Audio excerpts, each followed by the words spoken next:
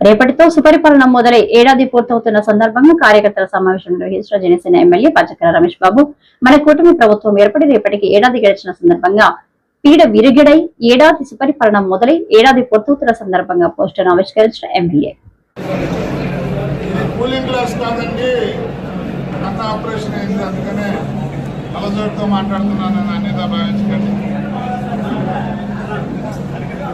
రేపటితో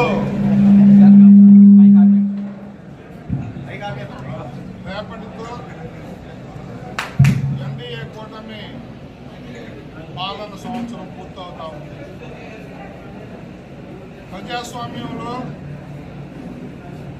ఎంత ప్రజలు న్యాయ నిర్ణేతలు అనడానికి సంవత్సరం క్రితం 4వ తారీఖే ఉదాహరణ. వై నాట్ 175 అన్న జగన్మోహన్ రెడ్డిని ఒళ్ళు దగ్గర పెట్టుకుని పాలించకపోతే 175 కొడతానని ప్రకల్పాలు పలికిన వ్యక్తిని 151 సీట్ల నుంచి 11 సీట్లకే పరిమితం చేసిన రోజు. అంటే మాకు నచ్చినట్టుగా పరిపాలించకపోతే మేము ఎవరినైనా కూడా కుర్చీ ఎక్కిస్తాం, కుర్చీలో నుంచి దించుతామని చెప్పాను. జగన్మోహన్ రెడ్డి కుప్పంతో సహా 175 గెలుస్తామని ప్రగల్భాలు పలికిన ప్రజలిచ్చిన న్యాయమైన తీర్పు జూన్ 4వ తారీఖు ఇచ్చిన తీర్పు. మరి ఆ తర్వాత ఎన్డీఏ కూటమి గౌరవ ప్రధానమంత్రి నరేంద్ర మోడీ ప్రధానిగా, గౌరవ ముఖ్యమంత్రి చంద్రబాబు నాయుడు గారు ముఖ్యమంత్రిగా, గౌరవ ఉప ముఖ్యమంత్రి పవన్ కళ్యాణ్ గారు ఉప ముఖ్యమంత్రిగా ఈ రాష్ట్రానికి చాలా శ్రేష్టమైన, న్యాయమైన, ధర్మమైన పరిపాలన గత సంవత్సరం అందించారు. ఏదైతే మేము మాటిచ్చామో ప్రజలకి అది తూచా తప్పకుండా ఎప్పుడు ఏ అవసరం వచ్చినా కల్తీ మద్యంతో చావులు కానీ, శాండ్ మాఫియా కానీ, ల్యాండ్ మాఫియా కానీ, వైన్ మాఫియా కానీ, వైను, మైను, శాండ్, ల్యాండ్ ఏదైతే 4 వనరులను దోచేశారో ఆ 4 అరికట్టిన విధానం మీరు చూశారు. దాంతోపాటు సూపర్ 6 పథకాల్లో మేము కొన్ని అమలు చేశాం. ఈ నెలలో మళ్ళీ 2 పథకాలు అమలు చేస్తా ఉన్నాం. మొత్తం 5 పూర్తవుతా ఉంది. ఒకటి తప్ప సంవత్సరంలో 5 పూర్తి చేసిన ఘనత కూడా మా ఎన్డీఏ ప్రభుత్వానికి దక్కింది. మరి దాంతోపాటు ఎక్కడా కూడా పరాయివాడి ఆస్తి దోపిడీలు కానీ, పరాయివాడి మీద రౌడీయిజం కానీ ఏమీ లేకుండా ప్రజలు నిర్భీతిగా, నిర్భయంగా బతికే విధంగా లాండ్ ఆర్డర్ జరిగిన తరువాత గౌరవ ఉప ముఖ్యమంత్రి జనసేన అధినేత పవన్ కళ్యాణ్ గారు చూస్తున్నారు. రేపు ఎన్డీఏ మిత్రపక్షాలతో కలిపి సంవత్సర నరకాసుర పాలన అంతమయ్యి జగన్మోహన్ రెడ్డి పాలన సంవత్సరం పూర్తయిన సందర్భంలో దీపావళి, సంక్రాంతి పండుగలు 2 కూడా చేయాలని చెప్పి పార్టీ పిలుపు మేరకు రేపు మార్నింగ్ నియోజకవర్గం నలుమూలల ఉదయం ముగ్గులు పోటీలు, సంక్రాంతి ముగ్గులు, ఆ తర్వాత పిండి వంటలు, గంగిరెద్దులు, గంగిరెద్దు ఆటలు, కోలాటాలు, తప్పిడి గుడితో ఉదయం సంక్రాంతి చేస్తాం. సాయంత్రం చీకటి పడిన తర్వాత ప్రతి ఇంట్లో కూడా దీపాలు వెలిగించి, దీపావళి దీపాలు వెలిగించి, ముందుగుండు సామాగ్రి కాల్చి లక్ష్మీదేవిని పూజించే విధంగా కార్యక్రమాలు చేస్తాం. అంటే సంక్రాంతి, దీపావళి 2 కూడా ఇప్పుడు పోస్టర్లు కూడా మేము రిలీజ్ చేశాం. విరగడ ఏడాది అనే ఆలోచనతో మరి 2వ పోస్టర్లు సుపరిపాలన మొదలై ఏడాది. ఈ ఈ రెండు కూడా ప్రజల్లో పెద్ద ఎత్తున తీసుకెళ్ళి పెద్ద ఎత్తున ప్రజలకి ఈ సంవత్సరంలో జరిగిన మేలు, ఈ సంవత్సరంలో జరిగిన అభివృద్ధి, ఈ సంవత్సరంలో జరిగిన సంక్షేమం ప్రజలకు వివరించి రాబోయే 4 సంవత్సరాల్లో మేము చేయబోయే అభివృద్ధి సంక్షేమం కూడా ప్రజలకు చెప్పటమే ఈ కార్యక్రమం ముఖ్య ఉద్దేశం. మీడియా ద్వారా మిత్రపక్షాలను కూడా కోరుతా ఉన్నాను. ఇది మనందరి కార్యక్రమం, ఇది ఎన్డీఏ కార్యక్రమం. కబుర్లు అందరికీ పర్సనల్గా పేరుపోయినా చెప్పకపోయినా ఇది ఒక మంచి కార్యక్రమం, మన కార్యక్రమం. కాబట్టి ఎన్డీఏ కూటమి నాయకులు, కార్యకర్తలు, జనసేన నాయకులు, వీర మహిళలు అందరూ పాల్గొని కార్యక్రమాన్ని జయప్రదం చేయమని చెప్పి కోరుతూ, ఉదయం సంక్రాంతి ఉంటుంది, సాయంత్రం దీపావళి ఉంటుంది. ఆ 2 కార్యక్రమాలను సక్సెస్ చేయమని చెప్పి కోరుతూ సెలవు తీసుకుంటాం. ఒకటి, కాపుల్ని బీసీలో చేరుస్తానని చిరకాల కోరిక, మాకు సెంటిమెంట్ అది. ఆంధ్ర రాష్ట్రంలో ఉన్నటువంటి కాపులు బీసీలో చేర్చమని అనేకమైనటువంటి ఉద్యమాలు చేసినటువంటి సందర్భాలు ఉన్నాయి. ఎవరు అడగల, ఉద్యమం కూడా చేయలే. అప్పుడు 2014లో నారా చంద్రబాబు నాయుడు గారు అధికారంలోకి రావడం కోసం అనేకమైన వాగ్దానాలు ఇస్తూ కాపుల్ని 6 మాసాల్లో నేను బీసీలో చేరుస్తాను కమిషన్ వేసి అని చెప్పటమే కాదు, మేనిఫెస్టోలో పెట్టాడు. ఆయన వచ్చి సంవత్సరంన్నరైనా కమిషన్ కూడా వేయలేదు. వేయకపోతే ముద్రగడ పద్మనాభం గారు ఉద్యమం చేశారు, కాపులందరినీ సమీకరించారు. ఆ ఉద్యమాల్లో కులం కాబట్టి ఎవరైనా ఒకటి మాత్రం వాస్తవం, పుట్టిన ఊరు, పుట్టిన కులం, తల్లి తండ్రి వీళ్ళ మీద ఒక ప్రేమ, సెంటిమెంట్ ఉంటుంది. కాపుల్ని బీసీలో చేరుస్తానని చెప్పినటువంటి చంద్రబాబు నాయుడు గారు నెరవేర్చకపోతే ముద్రగడ పద్మనాభం గారు దాని ఉద్యమానికి పిలుపునిస్తే మేము ఏ పార్టీల్లో ఉన్నా మేమందరం కూడా పాల్గొన్నాం, ఫైట్ చేశాం. అయినా చంద్రబాబు నాయుడు గారు చేయలేదు, అది వేరే అంశం. నేను ఇక్కడ మీకు గుర్తు చేస్తున్నా, ఉద్యమం చేసినప్పుడు ముద్రగడ పద్మనాభం గారు ఒక పిలుపు ఇచ్చారు, పళ్ళేలు కొట్టండి అని. గ్రామాల్లో సైతం కాపులు పళ్ళేలు కొడితే కేసులు పెట్టారు. తుని బహిరంగ సభకు పిలుపునిస్తే ఇక్కడ నుంచి బయలుదేరి వెళుతుంటే వారి మీద నోట్ చేసుకుని కేసులు పెట్టారు చంద్రబాబు నాయుడు గారి ప్రభుత్వంలో. కొన్ని 100,000 కేసులు కాపుల మీద పెట్టారు. తర్వాత తునిలో బహిరంగ సభ జరిగింది, పెద్ద ఎత్తున కాపు సమాజం అంతా వచ్చింది, కాపుల్ని బీసీలో చేర్చాలని గర్జించింది. అక్కడ ఒక సంఘటన జరిగింది, రత్నాచల్ ఎక్స్ప్రెస్ ఆ బహిరంగ సభకు దగ్గరలోనే ఉన్న ట్రాక్ మీద కాలిపోయింది, దహనం అయింది. అది కాపులే తగలబెట్టారు అని చంద్రబాబు నాయుడు గారి ప్రభుత్వం కేసు పెట్టింది. ముద్రగడ పద్మనాభం గారి మీద కేసు పెట్టింది. ఆయన కాక 40 మంది మీద కేసు పెట్టింది. సరే, బాగానే ఉంది. ఆ తర్వాత వస్తా. ఆ తర్వాత ముద్రగడ పద్మనాభం గారు నిరాహార దీక్ష చేస్తుంటే ఆయన ఇంటి తలుపులు పగలగొట్టి తీసుకొచ్చి ఆసుపత్రిలో పెట్టారు. ఇవాళ కూడా మనం చూస్తున్నాం కదా, అరెస్ట్ చేస్తే ఎవరు మాట్లాడడానికి వీల్లేదు, ఎవరు కలవడానికి వీల్లేదని ఈ విధంగా ఆంక్షలు పెట్టి ఇవాళ వైఎస్ఆర్ కాంగ్రెస్ పార్టీ నాయకులు అరెస్ట్ చేసినప్పుడు వేధిస్తున్నారు. ఆ రకంగా ముద్రగడ పద్మనాభం గారికి పేపర్ కూడా వెళ్ళలేదు, సెల్ కూడా మాట్లాడనివ్వలేదు, టీవీ కూడా చూడనివ్వలేదు. అలా నిర్బంధిస్తే కుమిలిపోయాడు. నేనప్పుడు గుర్తు చేస్తున్నా, హోటల్ హయత్ హైదరాబాద్లో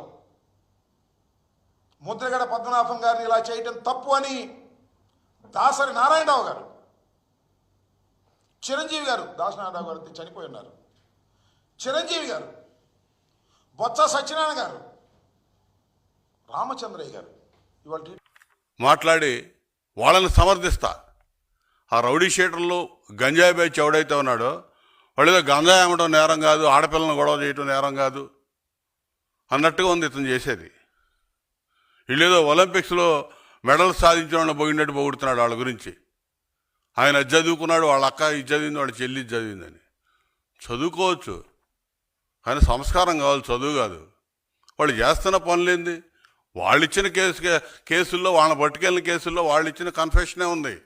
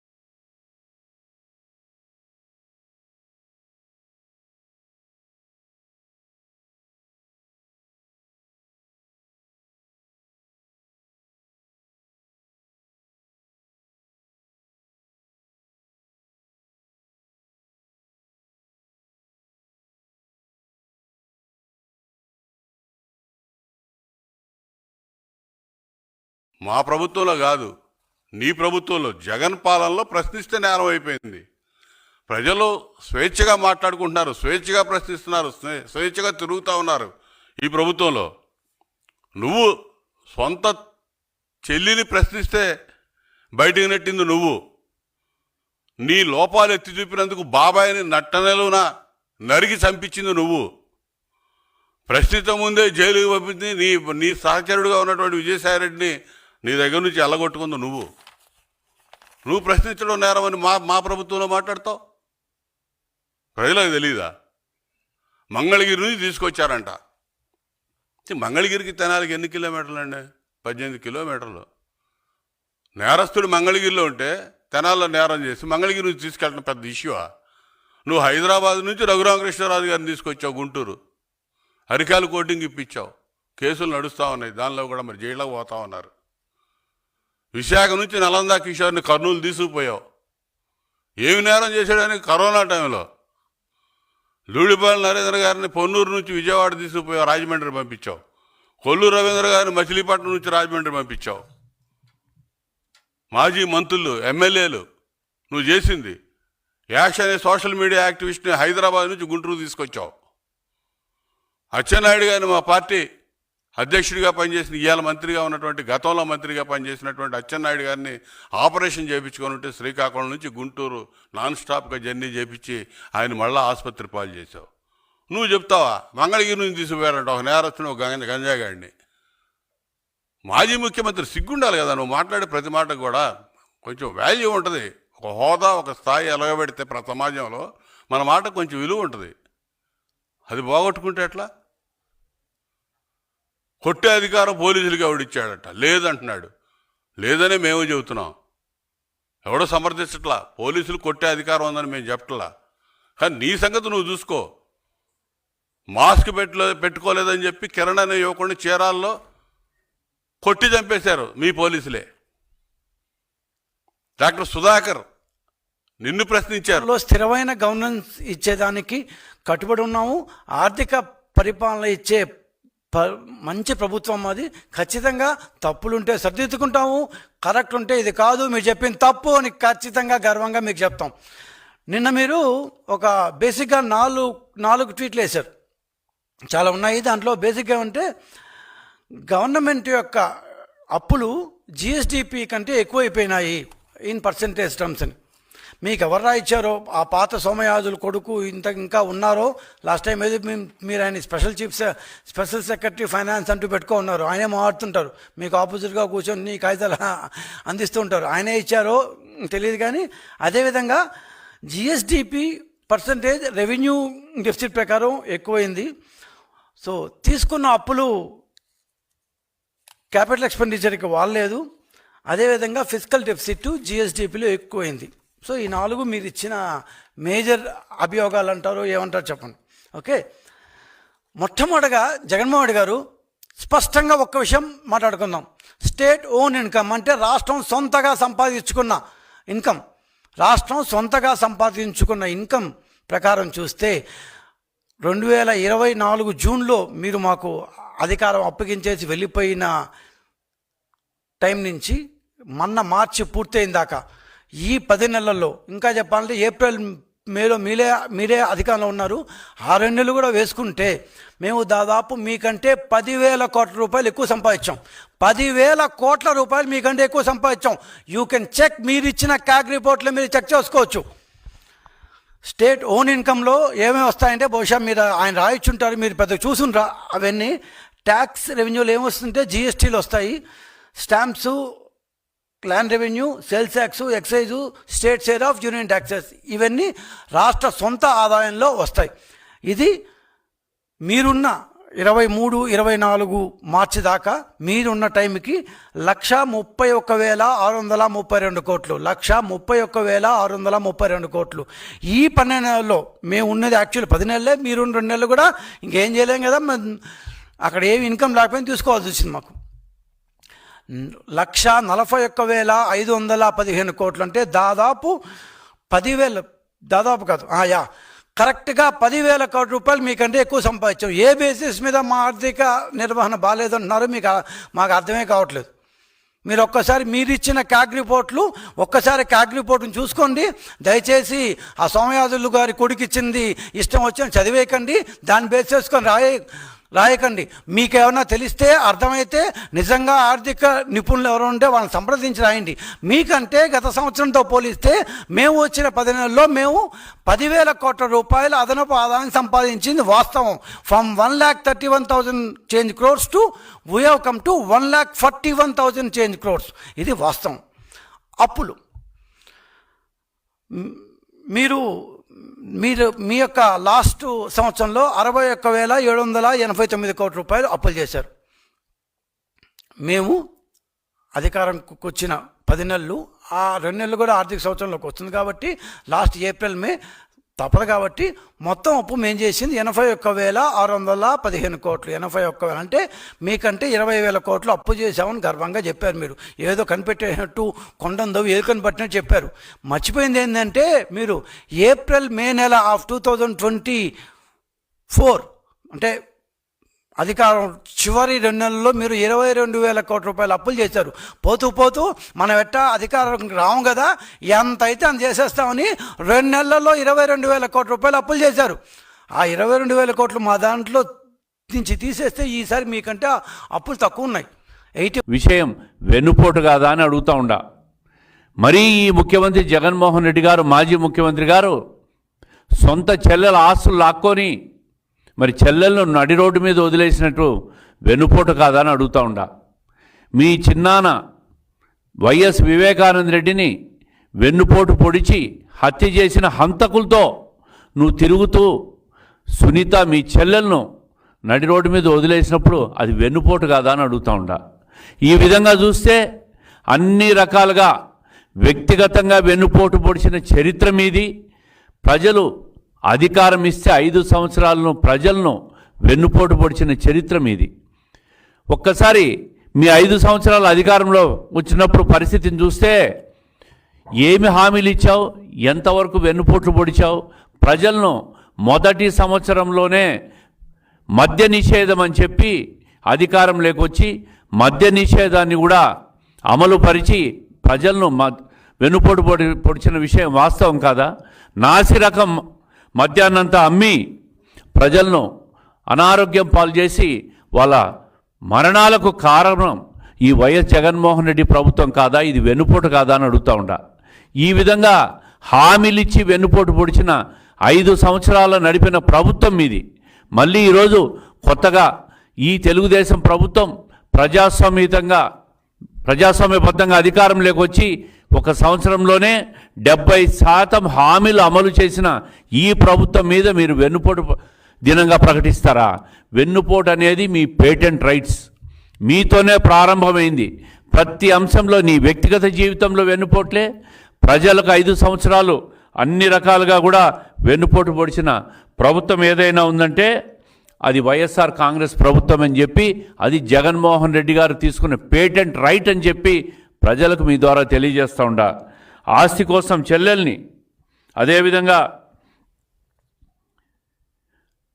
తల్లిని కూడా చివరకు రోడ్లో వేసిన మనిషి ఎవరైనా ఉన్నారంటే అది జగన్మోహన్ రెడ్డి గారు.